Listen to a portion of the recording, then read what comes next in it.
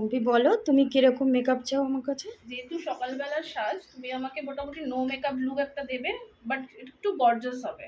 যেহেতু রেজিস্ট্রি, তো যেন আমাকে দেখতেও ভালো লাগে আর সকালবেলা মনেও না হয় যে খুব মেকআপ বেশি করা বেশি হয়েছে। মেকআপ করেছি বা আচ্ছা, হেভি কিছু, মানে আর আমার হেয়ারটা? টোনেশনের জন্য যায়।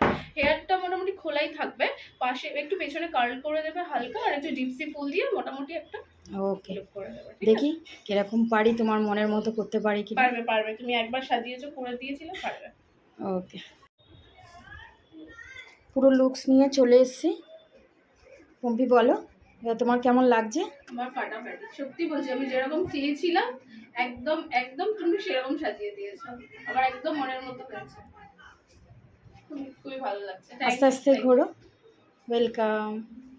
আস্তে আস্তে ঘোরো ঘোরো। আমি তো ফার্স্ট থেকেই বলেছিলাম যে তোমার উপর কনফিডেন্ট আছে। Thank you.